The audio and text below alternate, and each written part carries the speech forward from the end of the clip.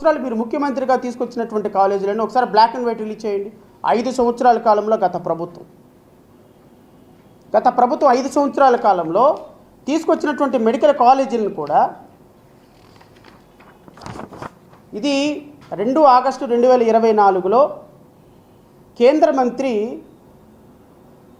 మన పార్లమెంట్లో చెప్పినటువంటి సమాధానం.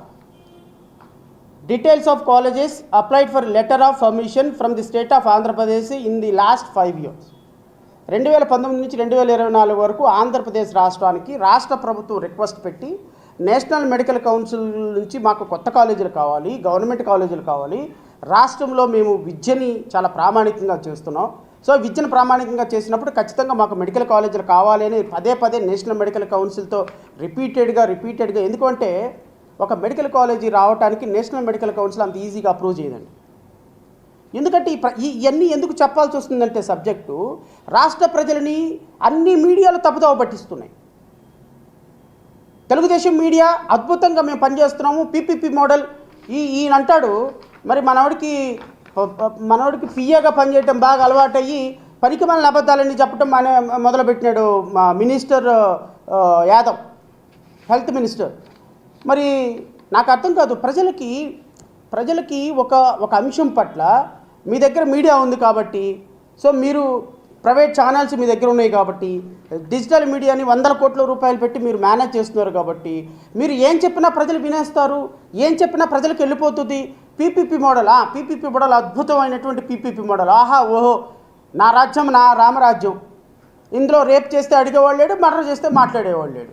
సో అందరూ మిమ్మల్ని అద్భుతంగా మాట్లాడుతున్నప్పుడు ఇంక మీకు రెసిస్టెన్స్ ఎక్కడి నుంచి వస్తుంది? ప్రజలకు వాస్తవాలు ఎక్కడ తెలుస్తాయి?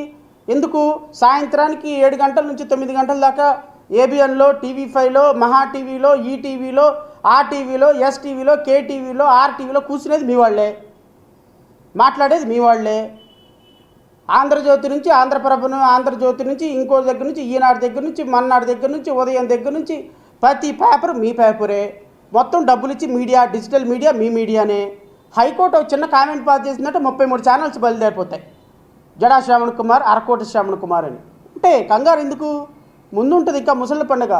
మాట్లాడే డిజిటల్ మీడియా వాడికి, సైకిల్ చేసేవాళ్ళకి, అసెంబ్లీలో స్కిట్లు వేసేవాడికి, అసెంబ్లీ వేదికగా ముఖ్యమంత్రుల్ని, మాజీ ముఖ్యమంత్రుల్ని, అసెంబ్లీ వేదికని ఒక రణస్థలంగా దాన్ని ఒక క్రీడా రంగంగా మార్చినటువంటి ఎమ్మెల్యేలకి, ఎందుకు ఈ ఎమ్మెల్యేలుగా కూటమి ప్రభుత్వంలో గెలిచామా అని నెత్తిన చెంగు వేసుకొని తలుపులు వేసుకొని లోపల కూర్చొని ఏడ్చే రోజులు ప్రతి ఎమ్మెల్యేకి వస్తాయి. కంగారు ఏమీ లేదు. జస్ట్ ఇంకొక 3 సంవత్సరాలు ఆగండి చాలు.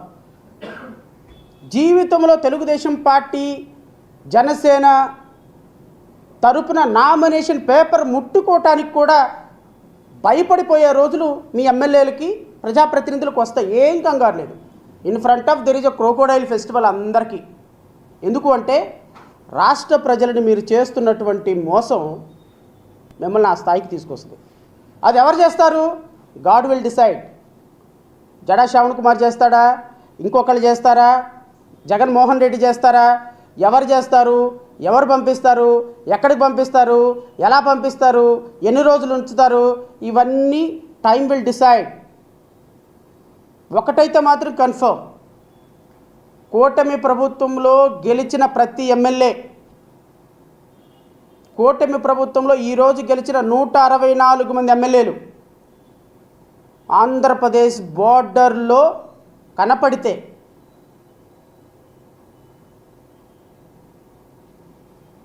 మీరు చాలా గొప్పవాళ్ళే. 2029 తర్వాత ఈ మాటలు గుర్తుపెట్టుకోండి. మళ్ళీ ఇంకొకసారి నేను మాట్లాడతా. బట్ అది నా ద్వారా అవుతుందా, ఎవరి ద్వారా అవుతుంది? Again I'm telling, God will decide. People of the state will decide. ఈరోజు మీరు న్యాయస్థానాలని మొత్తాన్ని మేనేజ్ చేసేస్తున్నారు, చీఫ్ జస్టిస్ని మేనేజ్ చేసేస్తున్నారు, సుప్రీంకోర్టులో జస్టిస్ని మేనేజ్ చేస్తున్నారు, న్యాయ వ్యవస్థ మొత్తాన్ని మీ చేతిలో పెట్టుకున్నారు, మీడియా మొత్తాన్ని మీ చేతిలో పెట్టుకున్నారు, వ్యవస్థల మొత్తాన్ని మీ చేతిలో పెట్టుకున్నారు, అధికార యంత్రాంగం మొత్తాన్ని మీ చేతిలో పెట్టుకున్నారు. ఎస్, యాజ్ ఎ ఫార్మర్ జడ్జిగా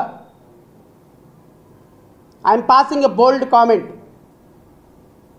I'm ready to face the consequences also.